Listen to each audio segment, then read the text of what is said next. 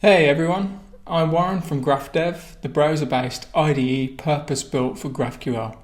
In this video, I'll show you how to run basic queries, share that data with a colleague, and even use AI to generate queries for us.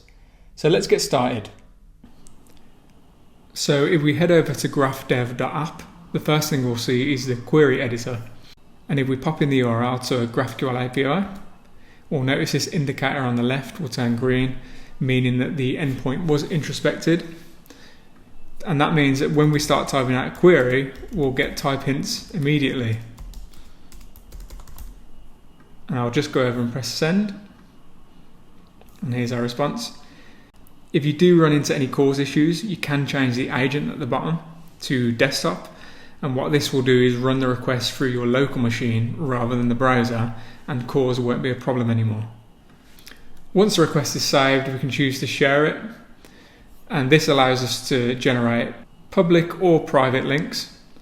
Private can be password protected, but for now let's just go with public. This link could then be shared with anyone else. So if I go to an incognito browser and type it in, you can see that I have both the request and the response.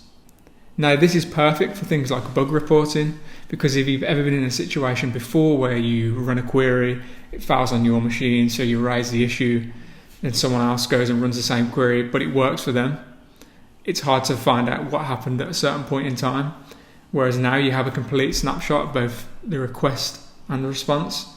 So for attaching to things like Jira tickets or raising bugs, it's perfect. And if you've ever been in a situation when you're working with an unfamiliar API, rather than reading through endless docs, we can also talk to our schema. So what we do here is we load the introspection result into the AI so it can provide accurate results based on your specific schema. So for example, I can ask a question like, what queries are available?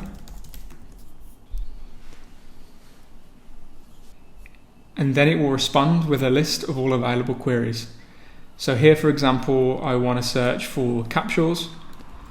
So I'll ask, how can I run a capsules query? The chat will then respond with an accurate query that we can paste into the query editor.